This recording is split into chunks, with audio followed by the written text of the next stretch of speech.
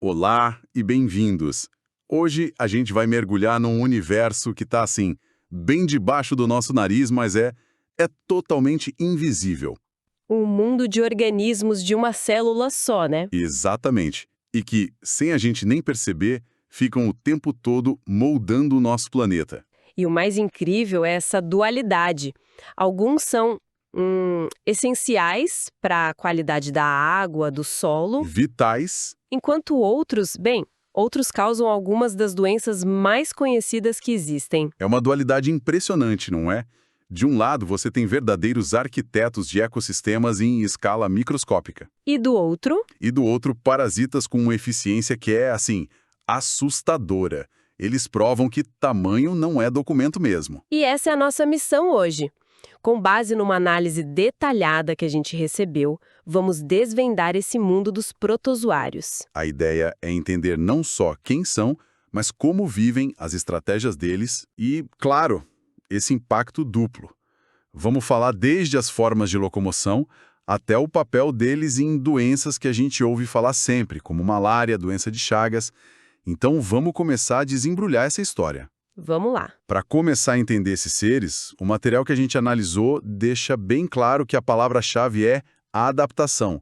Eles estão em todo lugar. Aham. Água doce, salgada, lodo, solos úmidos. Mas o que me intriga é, sendo uma única célula, como é que eles sobrevivem quando as coisas ficam difíceis? Tipo, numa seca. Essa é uma ótima pergunta, porque a solução deles é genial. Eles não tentam fugir nem lutar. O que eles fazem? Eles se encapsulam. Quando o ambiente fica hostil, eles entram num estado de hibernação, formando o que a gente chama de cistos. Cistos. É como se eles construíssem uma armadura microscópica e ficassem ali, esperando a tempestade passar. E quando a água volta? Eles simplesmente acordam e retomam a vida. É uma tática de sobrevivência extremamente eficaz. Uma armadura de hibernação. Gostei. Ok, e sobre a alimentação? O documento diz que são heterotróficos. Isso, o que significa que eles precisam caçar o alimento, não produzem o próprio. Mas como uma célula única, sem garras, sem dentes, caça. As estratégias são fantásticas. Alguns, como as amebas, são tipo mestres do disfarce. Como assim? Elas não têm uma forma fixa. Então, elas simplesmente estendem partes do corpo delas, os chamados pseudópodes ou pés falsos, Ah, sei. para envolver e engolir a presa. É tipo um abraço letal e disforme. Um abraço letal. Que bizarro. E tem outras táticas? Sim, e completamente diferentes. Pensa nos ciliados, por exemplo. Eles são muito mais organizados. Ciliados. Eles têm centenas de minúsculos remos, os cílios, que batem em uníssono. E o que esse movimento faz? Esse movimento coordenado cria um pequeno redemoinho na água, uma corrente que puxa as partículas de alimento direto para uma espécie de boca celular, o citostoma. Nossa, é quase uma linha de montagem para o jantar. Exato. Uau. De um abraço disfone para uma linha de montagem super organizada, a diversidade já começa a aparecer aí. E na reprodução?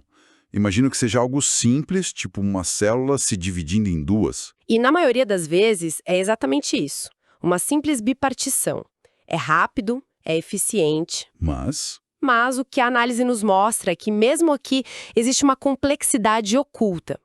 Alguns grupos desenvolveram formas de reprodução sexuada. Ah, é? Sim, os ciliados, de novo. Eles fazem um processo chamado conjugação.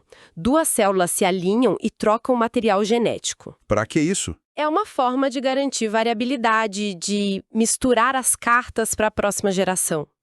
Não é só sobre quantidade, é também sobre qualidade e adaptação a longo prazo. Entendi. Então, com tanta variedade de formas, estratégias de caça, até de reprodução, como é que os cientistas começam a organizar tudo isso? Qual é a lógica por trás da classificação deles? Você tocou num ponto fundamental. A maneira mais clássica e que a nossa fonte detalha bem é olhar para como eles se movem. A locomoção. A estrutura de locomoção é a grande divisora de águas. Vamos começar pelo grupo mais óbvio, os flagelados. O nome já entrega tudo, né? Totalmente. Eles usam flagelos, que são como pequenos chicotes ou caudas para se impulsionar na água. E os exemplos que o material cita já dão alerta: Trypanosoma cruzi e Giardia lamblia. Exato, já estamos falando de causadores de doença. A capacidade de se mover ativamente na corrente sanguínea ou no intestino é crucial para o sucesso deles como parasitas. Faz sentido. E o segundo grupo? O segundo grupo são os risópodes, que usam aqueles pés falsos, os pseudópodes que a gente mencionou antes. As amebas do abraço letal, o que mais me impressiona neles é essa capacidade de mudar de forma o tempo todo. É como uma gota de gelatina viva. Perfeito. E, de novo, o exemplo que temos é a entamoeba histolítica. Outra causadora de doença. O padrão se repete. Sim, a locomoção está diretamente ligada ao modo de vida. Mas é no próximo grupo que a lógica parece se quebrar. Ah, sim. É aqui que a coisa fica estranha. O terceiro grupo, os apicomplexos. Isso. A principal característica deles é não ter uma característica para se mover. Peraí. Como assim? Se eles são parasitas, como chegam onde precisam? Isso não faz sentido. É uma troca evolutiva fascinante. Pensa nisso. Eles abriram mão da mobilidade. Por quê? Porque eles se especializaram em invasão. Toda a energia que outros protozoários gastam para se mover, eles investiram em desenvolver um conjunto de organelas na ponta da célula. O tal complexo apical. Exato. E o que esse complexo faz não é movimento, é arrombamento. Arrombamento. É um kit de ferramentas bioquímicas que permite que eles se fixem na membrana de uma célula hospedeira e a perfurem para entrar. Nossa. Eles são o equivalente microscópico de um ladrão de cofres. Ele não sabe correr, mas consegue abrir qualquer fechadura. E os exemplos aqui são gigantes, né? O Plasmodium, que causa malária. Que insight poderoso. Eles não precisam se mover no ambiente porque o objetivo deles é viver dentro de outras células. Faz todo sentido agora. E o último grupo? O último grupo são os ciliados.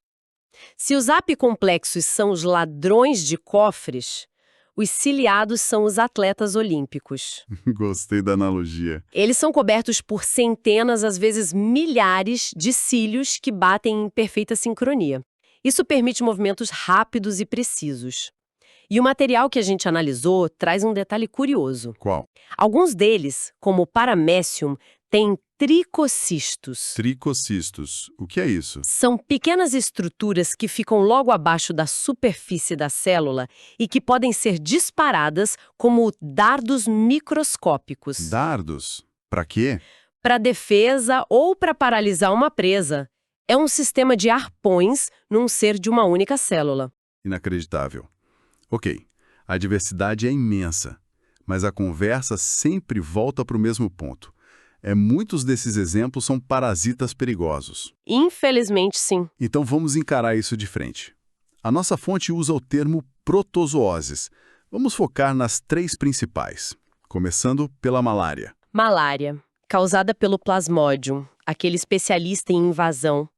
O que torna a malária tão complexa é seu ciclo de vida. Que precisa de 2 hospedeiros. Exatamente. Ele faz uma parte do ciclo em nós humanos e a outra parte no mosquito Anopheles. E como funciona essa divisão? Dentro da gente, o parasita se reproduz de forma assexuada.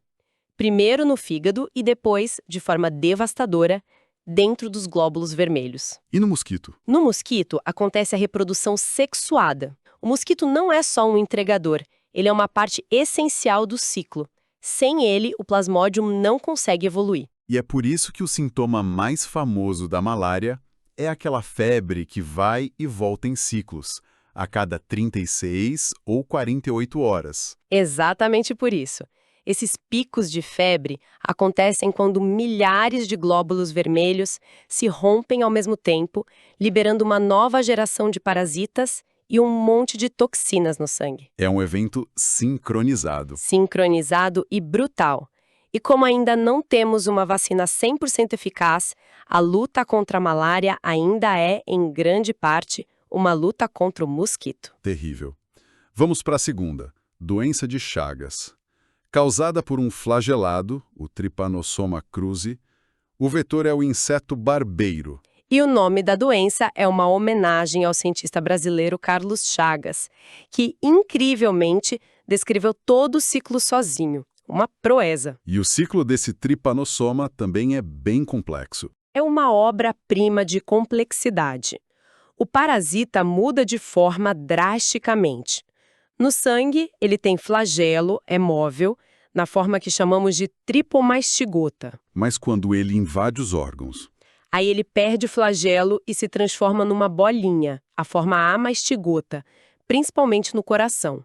E lá dentro ele começa a se multiplicar loucamente. Mas a parte que mais me chocou na análise foi o mecanismo de infecção. Não é a picada do barbeiro que transmite a doença. Não, e esse é um detalhe crucial e, francamente, nojento. O barbeiro pica para sugar o sangue e, enquanto ele se alimenta, ele defeca na pele da pessoa. Ah, não. O tripanossoma, na sua forma infectante, está nas fezes do inseto. E como entra na pessoa? A infecção acontece quando a pessoa, incomodada com a coceira, coça o local e acaba empurrando essas fezes contaminadas para dentro da ferida da picada ou para os olhos. Que horror. É um mecanismo tão contraintuitivo. A infecção depende de um ato nosso, de coçar. É um dos exemplos mais bizarros e eficientes da natureza. E por último temos a disenteria amebiana. Causada pela entamoeba histolítica. Aqui é a história mais direta, né? Bem mais direta, ligada a algo que a gente discute muito hoje em dia. Saneamento e higiene. A transmissão é fecal-oral. Exatamente. Os cistos da ameba são eliminados nas fezes de alguém doente e se a água ou os alimentos forem contaminados, outra pessoa ingere esses cistos. E dentro do corpo? Dentro do intestino. Os cistos se abrem, liberam a forma ativa que se alimenta da parede do intestino, causa as lesões, a diarreia e produz novos cistos para continuar o ciclo. É o ciclo da pobreza e da falta de infraestrutura, basicamente. Ok. Depois de falar de febres cíclicas, invasão do coração e disenteria, é muito fácil colocar todos os protozoários na caixa de vilões microscópicos. Pois é, a fama não é boa. Mas isso não pode ser a história completa. A análise que recebemos também fala de um outro lado. Qual é o papel deles quando não estão nos causando problemas? E esse papel é fundamental. Eles não são apenas vilões. No solo, por exemplo, eles são os grandes reguladores. Reguladores. Pensa na quantidade absurda de bactérias e fungos que existem na Terra. Os protozoários se alimentam deles, controlando essas populações e evitando que um único grupo domine. Ah, entendi. Eles são como os predadores do topo da cadeia alimentar microscópica. Exato. São como os leões e os lobos da savana microscópica do solo. E isso tem algum benefício direto para, sei lá, as plantas? Totalmente. Ao comerem as bactérias, eles liberam os nutrientes que estavam presos dentro delas, como o nitrogênio, deixando-os disponíveis para as raízes das plantas. Então eles fertilizam o solo. Funcionam como microagricultores, sabe? Que interessante. E na água? A fonte cita que eles são uma espécie de equipe de limpeza. Como isso funciona na prática? Funciona muito bem. Se a gente pegasse um copo de água de um lago e olhasse no microscópio, veríamos isso acontecendo. O que a gente veria? Veríamos um ecossistema super agitado, com protozoários ciliados, por exemplo, nadando ativamente e gerando aquelas correntes de água para capturar bactérias, algas, pequenas partículas. Eles estão literalmente comendo a sujeira. Exatamente. Eles são uma parte vital do sistema de purificação natural dos corpos d'água. Em algumas estações de tratamento de esgoto, o trabalho pesado de limpar a matéria orgânica é feito em grande parte por eles. Então eles são a equipe de faxina da natureza. Perfeito. Isso muda tudo. Eles são, ao mesmo tempo, a causa de doenças terríveis e a solução para a poluição. É essa dualidade que define a história deles. E essa é a grande conclusão. A gente precisa estudar os parasitas para proteger a saúde humana, sem dúvida. Claro. Mas ignorar os protozoários de vida livre seria como tentar entender uma floresta olhando só para as plantas venenosas. Eles são a base invisível que sustenta a saúde de ecossistemas inteiros. Que jornada! Então, recapitulando, vimos que os protozoários são um grupo absurdamente diverso, que a gente organiza pela forma como se movem, Com chicotes, com pés falsos, com remos. ou na tática mais radical, sem se mover, apostando tudo na invasão. Vimos também o lado sombrio, sua capacidade de causar doenças complexas e devastadoras, como a malária e a doença de Chagas. Com ciclos de vida que parecem roteiros de ficção científica. Exata. E, para equilibrar a balança, descobrimos seu papel como heróis anônimos, os reguladores e faxineiros dos solos e das águas. Peças essenciais para a saúde do planeta. A prova de que as coisas mais importantes são muitas vezes as que a gente não pode ver. E isso nos deixa com uma reflexão final. Manda. Considerando esse papel duplo, de vilão e herói, fica uma pergunta. Imagine que a gente desenvolva uma arma mágica capaz de erradicar completamente um protozoário parasita, como o Plasmodium da malária. Seria o sonho de muita gente. Seria. Mas quais seriam as consequências não intencionais disso para o ecossistema? A remoção de qualquer peça de um sistema, mesmo uma que a gente considere prejudicial, realmente acontece sem nenhum custo para o equilíbrio geral do ambiente?